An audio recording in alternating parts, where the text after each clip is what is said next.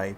So let us start our today, and today students we are going to learn to draw a third kind of ray diagram when the object is between center of curvature C and the focus F. So हमने क्या किया, यहाँ पर एक object A B सोचा, दो rules use करेंगे. पहला रूल ब्लू वाली रे के लिए कर रहे हैं, a ray of light that goes parallel to the principal axis. Ray of light, एक एडमिट कर दूं मैं रानी देवी को. Okay, so a ray of light that goes parallel to the principal axis converges and passes through the focus. ये arrow बनाना बड़ा ज़रूरी है because this ray of light A B, जो भी नाम है इसका ए एम, इसका नाम एम रख देता हूँ. The ray of light AM comes parallel to the principal axis and it converges, अंदर की तरफ बेंड करती है, passes through the focus. इसको आगे खींच देंगे हम. और दूसरा rule, the ray of light that passes through the center of curvature C, इस center of curvature से जो गुजर रही है, जिस रास्ते जाती है, उल्टे पाँव उसी रास्ते वापस आ जाती है. So that is why we have made a double arrow. यहाँ पे डबल एरो बनाया, जाने वाला भी और वापस आने वाला भी. तो एक ही रे है, जहाँ पे ये रेड वाली रे और जहाँ पर ये ब्लू वाली रे मिलती है वहाँ पर हमारा इमेज बनता है ए डैश बी डैश. इसका एरो नीचे की तरफ है, सो डेफिनेटली प्रिंसिपल एक्सिस के नीचे है, तो it is a inverted image. ये इमेज जो है वो मिरर वाली साइड में ही है, left side of the mirror है, इसलिए it's a real image, it's a inverted image, है ना. सो ओके, एक minute. So it's a real image, it's a inverted image. क्या हो रहा है क्या? एंड इसका साइज जो है, इमेज का साइज ऑब्जेक्ट से बड़ा है कि छोटा है? बड़ा है, इसलिए बड़ा हो तो size of the image is magnified and the position of the image कहाँ पे है, ये C से भी दूर बन रही है. इट इज़ तो A dash B dash is form beyond C. तो अगर आप स्क्रीनशॉट लेना चाहो तो स्क्रीनशॉट भी ले सकते हो, कलरफुल डायग्राम देखना हो तो, राइट. और स्क्रीनशॉट्स को तो यूज़ करते हैं हम अपने नोट्स बनाते समय, और फिर हम उनको चाहे अपने फ़ोन से डिलीट कर देते हैं बाद में. तो ये रे डायग्राम अभी बनाना चाहते हैं कि समझना चाहते हैं अभी? ओके, समझना चाहते हैं, ठीक है. तो आप जो है, let's go to the fourth kind of position when the object is at focus. So मेरा ए बी ऑब्जेक्ट है, वो फोकस पे ही है. अब मैंने एफ पे ही बनाया उसको. और ये बड़ा केयरफुल बात याद रखना, सबसे पहले हम ये प्रिंसिपल एक्सिस बनाते हैं, उसके बाद सेकंड स्टेप में हम मिरर बनाते हैं डी की हेल्प के साथ. उसके बाद ये जो मैं अब बोल रहा हूँ बहुत इंपॉर्टेंट, स्केल के साथ मेजर करके, अगर आपने पी एफ रखा है मान लो 4 सेंटीमीटर्स, तो आप पी सी को रखोगे 8 centimetres. F should be the mid point. अगर आप एग्जैक्टली मेजर करके बनाओगे तो आपके रे डायग्राम्स एग्जैक्ट और ब्यूटीफुल आएंगे. ओके, तो हमने क्या किया, एक ऑब्जेक्ट ए बी बना दिया यहाँ पर. तो रे ऑफ लाइट यहाँ से जो एम की तरफ जा रही है, इस पॉइंट एम की तरफ जा रही है, सो ये ray of light that goes parallel to the principal axis, तो हमने इस ब्लैक लाइन के पैरेलल बनाई है. It passes through the focus, तो एफ से ही गुजरेगा, ऐसे चली जाएगी. And a ray of light, अब हम स्केल को रखेंगे ए और सी को टच करते हुए. इसका मतलब जो रे ऑफ लाइट सी से गुजरने की कोशिश करती है, रे of light that passes through the centre of curvature returns back undeviated. तो मैंने इसको डबल एरो बनाया, दो धारी तलवार है, डबल एरो वाली लाइन है. ये जाने वाली लाइन भी है और वापस आने वाली लाइन भी है. और आप देखोगे आप दैट ये जो दो लाइंस हैं, एक थोड़ी सी ग्रीनिश लाइन है, एक ब्लूइश लाइन है, तो ये जो ग्रीन और ब्लू लाइंस हैं they are parallel to each other. और पैरेलल रेस कहाँ मिलती हैं?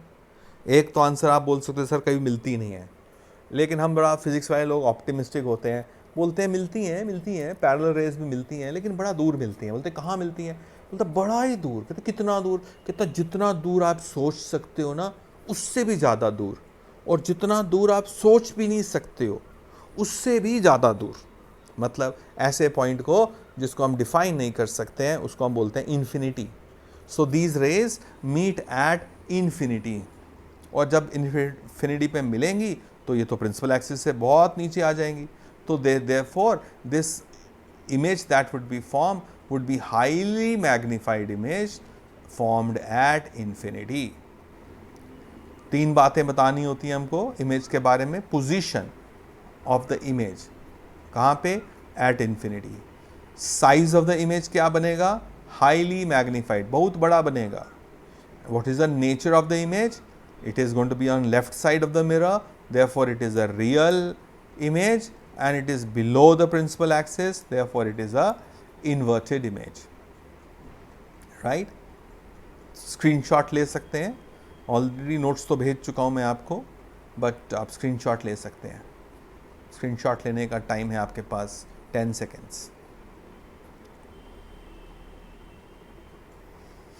1 2 3 4 5 6 7 8 9 10। Okay, let's go to the fifth kind of ray diagram. Notes तो कल भेजे थे ना मैंने आपको, पीडीएफ फॉर्मेट में आपके क्लास ग्रुप में भेजे हैं।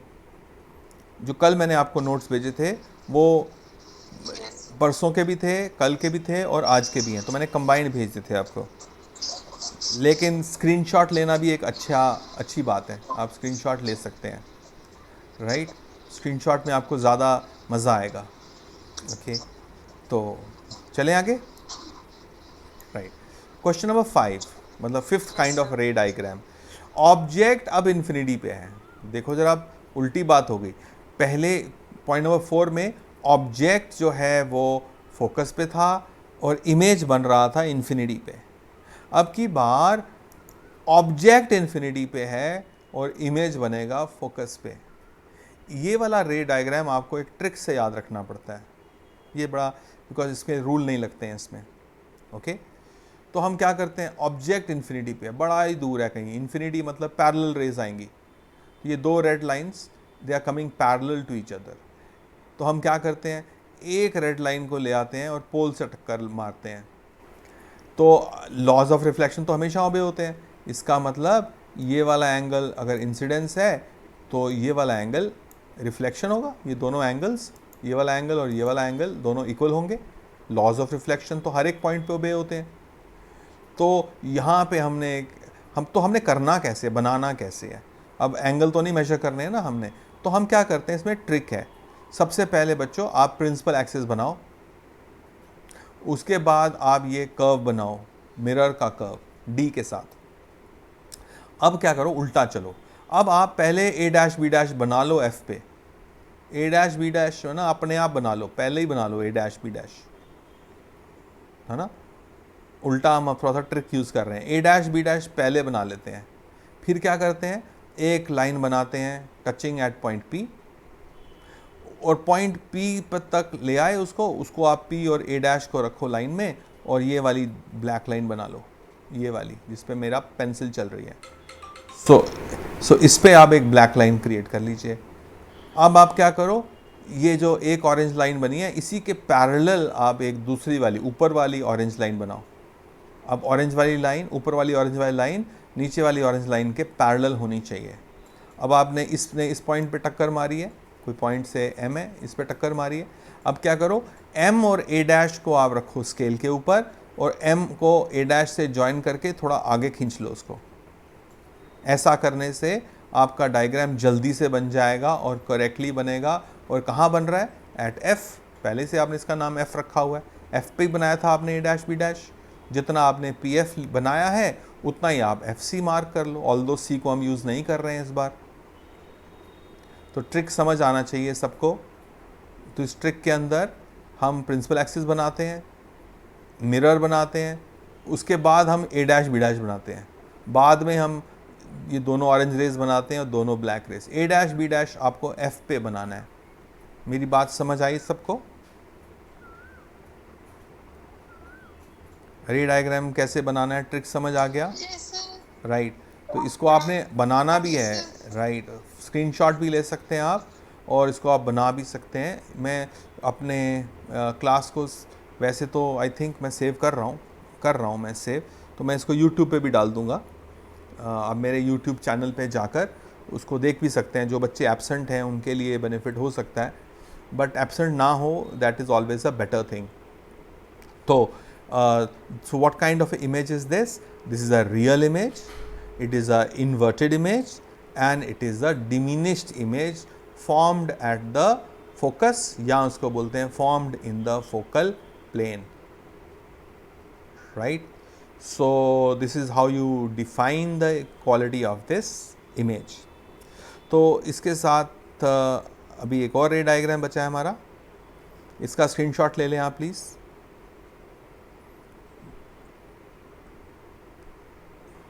1 2 3 4 5 6 7 8 9 10. ओके, नाउ अब हम ले रहे हैं लास्ट वाला हमारा रे डायग्राम है कॉनकेव मिरर के लिए, और वो है object between focus F and pole P. तो बनाना कैसे है आपने इसको? सबसे पहले ये ब्लैक वाला प्रिंसिपल एक्सिस बनाना है, उसके बाद D की हेल्प के साथ आपको ये कॉनकेव मिरर बनाना है, उसके बाद कॉनकेव मिरर को आपको शेड करना है, जहाँ पे ये प्रिंसिपल एक्सिस को काटता है इसका नाम P रखना है. फिर आपने स्केल के साथ मेजर करके, एक बार कोई आने की कोशिश कर रहा है तो मैं इसको एडमिट कर रहा हूँ, नहीं कोई नहीं है, ऐसे ही लगा मेरे को कोई आ रहा है. देशराज क्या बोलता है? Sir you have been not uploaded, क्या बोल रहा है? 1 second. Sir you have not uploaded yesterday and day before yesterday's lectures on YouTube. हाँ देशराज जी, अभी मैंने आपके वो नहीं किए हैं, अपलोड नहीं किए हैं, कर लूँगा सेव. मैंने कल का लेक्चर मेरा सेव नहीं हुआ है, वो मीट पे था ना, अभी वाला आज वाला मैंने मीट पे सेव करना सीखा है किसी और मेथड से, बट परसों वाला मेरे पास जो भी मैंने जूम पे लिए वो मेरे पास है, कल वाला नहीं है. कल तो मैंने नोट्स भेजे हैं आपको, आज वाला मैं सेव कर रहा हूँ, so I will be able to share it with you definitely. Okay, coming back. So right, let us see. हमने कहा कि हम प्रिंसिपल एक्सिस बनाएंगे, हम उसके बाद मिरर बनाएंगे, पोल लिखेंगे. अब इम्पॉर्टेंट बात, स्केल के साथ, अपने अंदाजे के साथ, अपनी स्केल के साथ एक पॉइंट F बनाएंगे. जितना हमने PF बनाया उतना ही हम FC बनाएंगे, ताकि F will be the mid point of PC. C is called centre of curvature, F is called the principal focus. अब हम क्या करेंगे?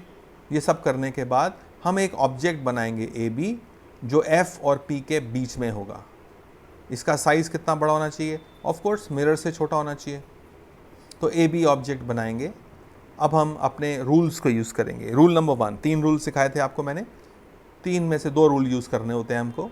अ ray of light that goes parallel to the principal axis. Principal axis black वाला है, तो ये orange वाली light parallel आ रही है. It will converge, that is it will pass through the focus. अब आप क्या करें, इस लाइन को जो आपने इस पॉइंट से लेकर फोकस तक ये ऑरेंज लाइन बनाई, इसी को आप पीछे डॉटेड डॉटेड डॉटेड एक्सटेंड कर दें, लंबा लंबा पीछे डॉटेड खींच लें. ऑरेंज वाली लाइन को पीछे dotted dotted dotted dotted dotted ले जाएं, यहाँ जाएगी. ठीक है, फिर आप क्या करें, अब हम रूल नंबर 3 यूज़ करेंगे. रूल नंबर 3 क्या है हमारा? A ray of light that passes through the centre of curvature returns back undeviated. That means ये गई इधर और उसी रास्ते वापस आ गई. तो A और C को स्केल पे रखते हैं और इसको यहाँ से मिरर तक ले जाते हैं, और मिरर के पीछे जितनी भी रेज होती हैं उनको हमेशा dotted dotted dotted dotted dotted लेके जाते हैं. तो ये वाली हमारे पास आ जाती है. जहाँ पे ये 2 डॉटेड रेज इंटरसेक्ट करती हैं वहाँ पर हम एक डॉटेड इमेज बनाते हैं. इमेज भी डॉटेड बनाते हैं. जो भी चीज़ें मिरर के पीछे होती हैं वो सब डॉटेड डॉटेड होती हैं, because they are virtual images. भूत वाली है, असली नहीं है, भूत वाली. अपनी शक्ल देखते हैं ना मिरर में, वो भी भूत वाली होती है, असली में थोड़ा ना होते हैं हम शीशे के पीछे. ऐसे लगता है virtual, you are virtually there, not really there, you are virtually there. So ये जो इमेज बना बच्चों कैसा है, मिरर के पीछे जो इमेज बनता है उसको वर्चुअल बोलते हैं. प्रिंसिपल एक्सिस के ऊपर बना है, इसका सिर ऊपर है, पाँव नीचे हैं, तो ये इरेक्ट हुआ. एंड आप देख सकते हो the size of the image is bigger than the size of the object. Therefore, it is called a virtual, erect and a magnified image. ये एग्ज़ाम में बहुत बार आती है. ड्रॉ रे डायग्राम्स आते हैं, मैंने आपको 6 रे डायग्राम्स कराए कॉनकेव मिरर के. तो आपको नेम वाइज आ जाता है, इसका रे डायग्राम बनाओ, इस वाले का रे डायग्राम बनाओ, इसका बनाओ। इसमें ये जो 6th वाला रे डायग्राम है ये बहुत इंपॉर्टेंट है। जब भी रे डायग्राम्स आते हैं एग्जाम में तो आपको ये भी बताना पड़ता है कि इमेज कैसा बना। 5 मार्क्स क्वेश्चन आता है, 5 मार्क्स में आपको 5 रे डायग्राम बनाने के लिए कहा जाता है। 5 रे डायग्राम बनाने होते हैं, कुछ कॉनकेव के, कुछ कॉन्वेक्स के, अलग अलग तरह के।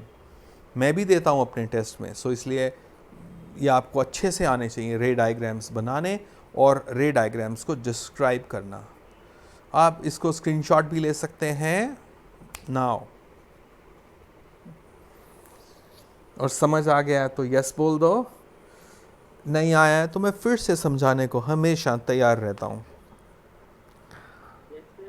ठीक है, वेरी गुड, बहुत अच्छी आवाज़ है आपकी और बड़ा अच्छा लगता है आपके साथ बातें करके। अभी लेकिन एक बात मैं आपको फिर से बताना चाहता हूँ, इनको प्रैक्टिस करना पड़ता है रफ़ कॉपी में, फेयर में नोट्स बनाते समय, और रफ़ कॉपी में 1-2 बार प्रैक्टिस करना पड़ता है। अगर आपने रफ़ में एक दो बार प्रैक्टिस कर ली ना, ये दोबारा लाइफ में कभी भूलती नहीं है ना। मैंने भी 10th क्लास में सीखी थी, उसके बाद मेरे दिमाग में फिट बैठ गई है, दोबारा कोई भूलती भी नहीं है ये। तो बहुत अच्छे से करने का है। आगे बढ़ूं? Very good, yes. अब बच्चों हमारी कॉनकेव की कहानी ख़त्म। अब हम आ गए कॉन्वेक्स मिरर पे। कॉन्वेक्स मिरर कैसा बनाते हैं? पहले हम एक प्रिंसिपल एक्सिस बनाते हैं, उसके बाद हम एक कॉन्वेक्स मिरर डी को हम लेफ़्ट की तरफ मुंह रख के बनाते हैं, आर्क बनाते हैं, अंदर से उसको हम सिल्वर करते हैं, शेडिंग करते हैं। इसका मतलब रिफ्लेक्शन इस तरफ से होगी। ऑब्जेक्ट को हमेशा हम लेफ़्ट की साइड में ही लेते हैं, राइट। नाउ ये कॉन्वेक्स मिरर तो बहुत ही आसान है। क्यों? कॉन्वेक्स मिरर में इतनी अच्छी बात है कि ऑब्जेक्ट कहीं पर भी हो, बियॉन्ड सी हो, ऑब्जेक्ट सी पर हो, object between C and F यहाँ पर कहीं हो, ऑब्जेक्ट एट एफ हो, object between P and F हो, कहीं पर भी हो भाई ऑब्जेक्ट, इसका इमेज हमेशा एक ही जैसा होता है। कैसा होता है? जैसा इसमें दिख रहा है। आओ देखते हैं। ऑब्जेक्ट बियॉन्ड सी, तो क्या किया हमने? स्केल के साथ अब की बार आपको दोनों तरफ जगह रखनी है। जितना मेजर करना है आपको लेफ़्ट साइड में पी एफ को, उतना ही मेजर करना है राइट साइड में भी। तो 2 बार आपको स्केल से के साथ मेजरमेंट्स करनी है। तो रूल नंबर 1, कॉन्वेक्स मिरर को हम डाइवर्जिंग मिरर भी बोलते हैं। ये रेज को बाहर की तरफ बेंड करता है, लगता है एज इफ़ कहाँ से आ रही है? एज इफ़ एफ से आ रही है। तो ये एफ बनाया होगा तभी तो आपका काम चलेगा। सो रूल क्या, हम क्या करते हैं, एक रे बनाते हैं ए M. The ray A M is parallel to the principal axis. Parallel तो हम देख के बना सकते हैं। फिर क्या करेंगे, एम पे और एफ पे स्केल को इस तरह रखेंगे, एम और एफ दोनों स्केल पे आए। मिरर के पीछे डॉटेड डॉटेड बनाएंगे और मिरर के आगे हम इसको बिल्कुल सीधा स्ट्रेट बना देंगे, right. So this teaches us that the ray of light that comes parallel to the principal axis diverges and appears to be coming from the focus. बाहर की तरफ बेंड होता है और लगता है आ रहा कहाँ से है? F से आ रहा है, राइट। फिर रूल नंबर 3, कॉन्वेक्स मिरर में कैसे बनता है? हमने क्या बोला था? जो रे of light centre of curvature से गुजरती है या लगता है कि गुजरेगी, वो उसी रास्ते दबे पांव वापस आ जाती है। तो थर्ड रूल कॉन्वेक्स मिरर को यूज़ करने का क्या है? स्केल लो ए को और ये उधर वाले सी को रखो अपना स्केल के ऊपर। ए इस ये वाला ए और पीछे वाला सी, प्रिंसिपल सेंटर ऑफ कर्वेचर। अब ये लाइन ड्रॉ करो, मिरर के पीछे इसको डॉटेड और मिरर के आगे इसको स्ट्रेट। और एक और बात, जो डॉटेड लाइन होती है ना, उस पर कभी भी एरो नहीं बनाते हैं, और जो स्ट्रेट जो थिक लाइंस होती हैं, कंप्लीट लाइंस होती हैं, उन पे एरोस छोड़ते नहीं हैं। अगर आप इन पे एरोस नहीं बनाओगे तो भी मार्क्स कट जाते हैं। तो जो स्ट्रेट लाइंस होती हैं उन पे एरोस बनाना चाहिए, उन्हीं से पता चलता है अंदर आ रहा है एरो मतलब इंसिडेंट रे, ये बाहर जा रहा है एरो मतलब रिफ्लेक्टेड रे। यहाँ पर ए से लाइट आई टंग टंग टंग टंग टंग, जिस रास्ते आई उसी रास्ते वापस चलेगी, तो डबल एरो। जहाँ पर ये दो डॉटेड लाइंस इंटरसेक्ट करती हैं, यहाँ पर जहाँ पे दो डॉटेड लाइंस इंटरसेक्ट करती हैं, यहाँ पर हम एक डॉटेड इमेज बनाते हैं, इमेज भी डॉटेड बनाते हैं। और क्योंकि अब ये प्रिंसिपल एक्सिस के ऊपर है तो इसका नाम रखते हैं इमेज का हम a dash b dash. What kind of a image is this? It's a virtual image क्योंकि मिरर के पीछे बन रही है। It is a erect image because principal axis के ऊपर बन रही है। एंड जो इमेज है उसका साइज ऑब्जेक्ट के साइज से छोटा है, इसलिए it is called a diminished image.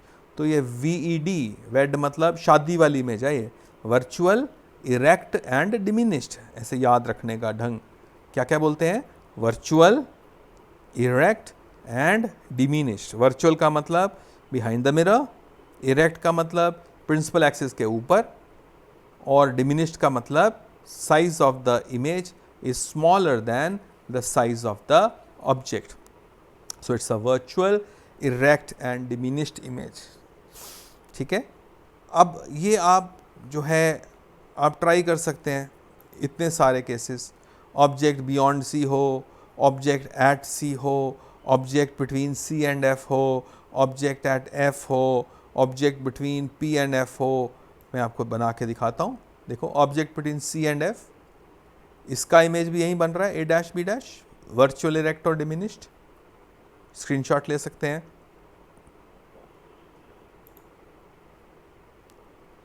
Right फिर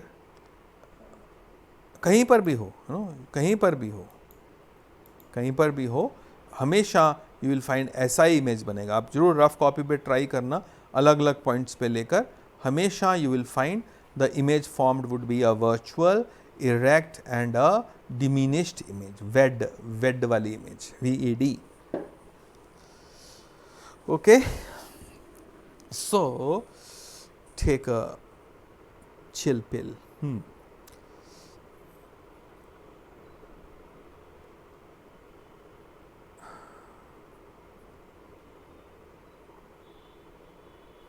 Alright, तो अभी पानी पी लेता हूँ, थक गया सुबह से बोल बोल के।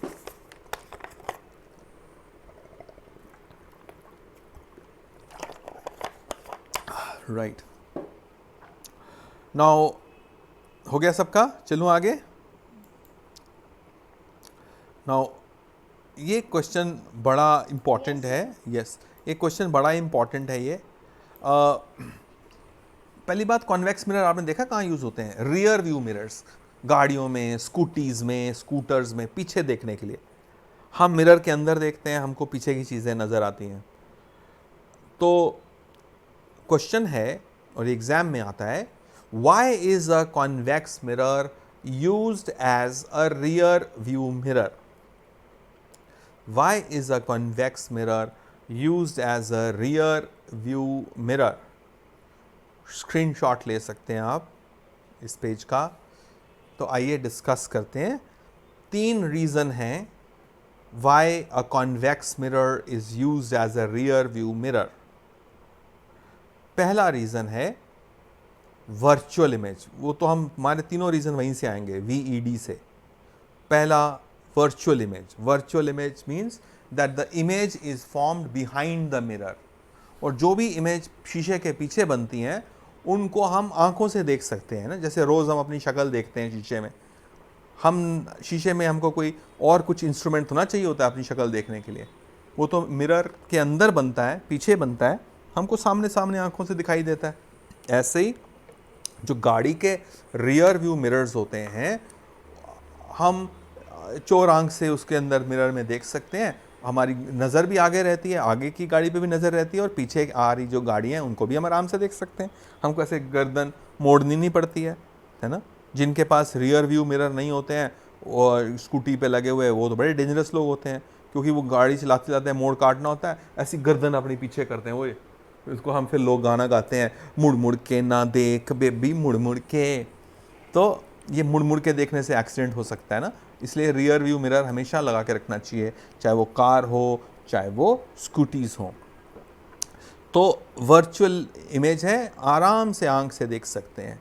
दूसरा बेनिफिट जो है कॉन्वेक्स मिरर का कि it forms a erect image, सीधा बनता है। पीछे से ट्रक आ रहा है, ऐसा नहीं कि ट्रक उल्टा नजर आएगा, टायर ऊपर होंगे उसकी बॉडी नीचे होगी, ऐसा नहीं होगा, लोग सीधे नज़र आते हैं।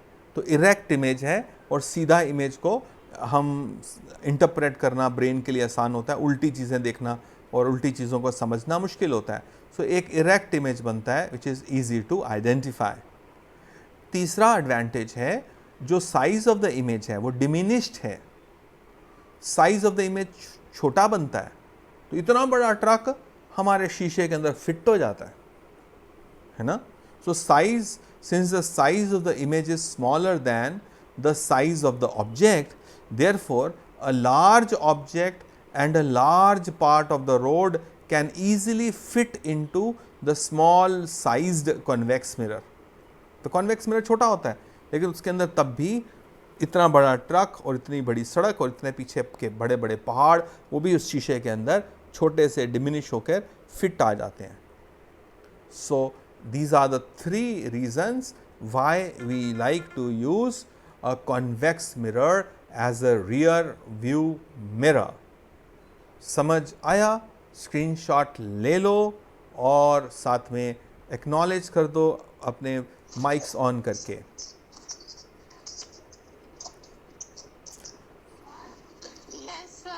Yes, yes, very nice, very good, very good. तो इसका मैं नोट्स नहीं भेज रहा हूँ, इस वाले टॉपिक है, ये आपने स्क्रीनशॉट ले लो, इसको खुद लिखना, ठीक है। और जब ये आप ये आंसर करो तो बच्चों एक और काम करना, एग्जाम में अगर क्वेश्चन आएगा तो आप क्या करना, इस 3 पॉइंट्स के साथ साथ एक ये डायग्राम भी बना लेना, ये वाला डायग्राम बना देना, ताकि कॉन्वेक्स मिरर के केस में ऑब्जेक्ट ए भी है, ये डायग्राम पक्का बनाना, कॉन्वेक्स मिरर का डायग्राम भी बनाना, बताना ये वर्चुअल, इरेक्ट एंड डिमिनिश्ड है, पहले डायग्राम बनाना, फिर बाद में ये 3 रीज़न लिखना। ऐसा कोई दुनिया में पैदा नहीं हुआ आपका कोई 54 का मार्क्स भी कोई लूट के ले सके, है ना।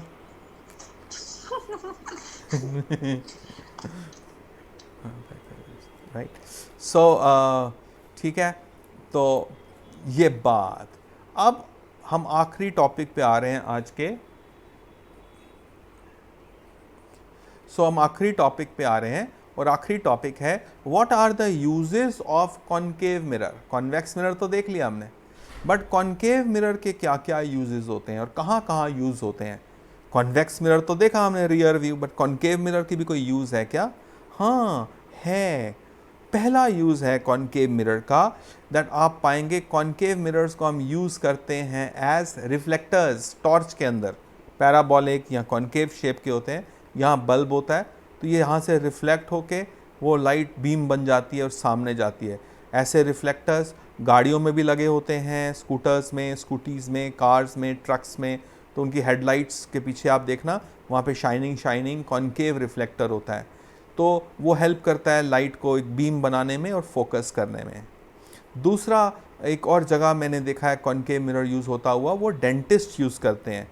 डेंटिस्ट के पास एक कॉनकेव मिरर होता है और जिसके आगे उन्होंने एक स्टिक लगी होती है उसको मेटल की, तो वो क्या करते हैं उस कॉनकेव मिरर को, कॉनकेव मिरर की क्वालिटी क्या है कि ऑब्जेक्ट जो है जब फोकस और पोल के बीच में होता है, फिर से दिखाता हूँ डायग्राम में आपको, ये देखो, ऑब्जेक्ट जब F और P के बीच में होता है तो छोटा सा ऑब्जेक्ट का इमेज बड़ा सा बनता है, virtual erect and magnified image बनता है ना। तो डेंटिस्ट क्या करते हैं, उनको देखना होता है किसी को कितना कीड़ा लगा है, ये दांत है, ये दांत के कीड़ा लगा है छोटा सा, यहाँ पीछे मिरर को ले जाते हैं, मुंह के अंदर मिरर को ले जाते हैं, उस पर लाइट भी डालते हैं दांत के ऊपर, तो फिर क्या होता है डेंटिस्ट को जो है उस मिरर के अंदर वो दांत बड़ा सा नज़र आता है और उसमें कीड़ा भी कितना बड़ा लगा है वो भी नज़र आता है। तो इमेज ऑफ द टूथ जो है वो मैग्नीफाइड हो जाती है, वर्चुअल मिरर के अंदर इरेक्ट एंड मैग्नीफाइड इमेज होती है, राइट। तो ये डेंटिस्ट भी यूज़ करते हैं। एक और जगह पे आपने देखा है मिरर को, जिसने कभी अपने आइज़ का या ईयर्स का कभी टेस्ट करवाया है, तो आप देखेंगे डॉक्टर्स के पास ना एक ऐसा इंस्ट्रूमेंट होता है, वो उसको हम बोलते हैं ऑप्थेल्मोस्कोप। वो क्या होता है, बड़ा सा कॉनकेव मिरर होता है और उसके बीच में एक होल होता है और ऊपर एक उनके हेडलाइट जलती है, पर सर के ऊपर एक छोटी सी टॉर्च होती है, छोटी सी लाइट होती है, उसको लाइट को ऑन करते हैं, वो लाइट जो है इस बड़े से मिरर पे गिरती है और वो कन्वर्ज करता है उसको, उस लाइट को अंदर की तरफ फोकस करता है।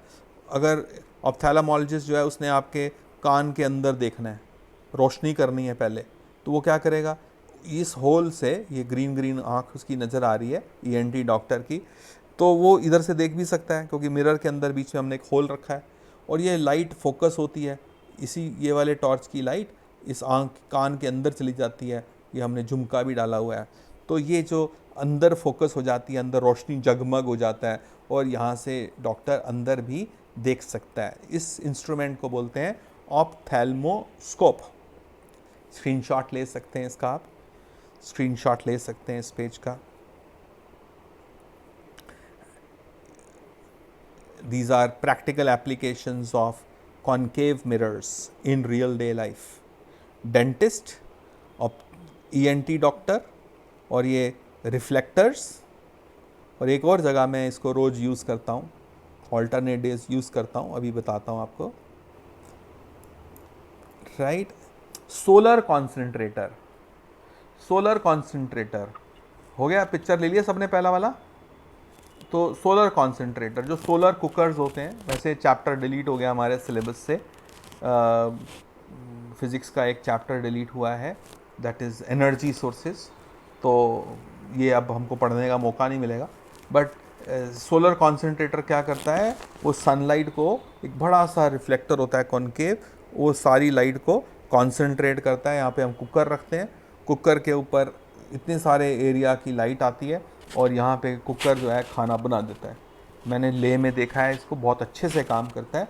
इसका टेम्परेचर 350 डिग्रीज पहुँच जाता है इस जगह पे जहाँ पे लाइट फोकस करती है। और तो ये, और ऐसा जो है अगर मान लो एक और जगह कॉनकेव मिरर्स यूज़ होते हैं, मैं उनको यूज़ करता हूँ एज ए शेविंग मिरर।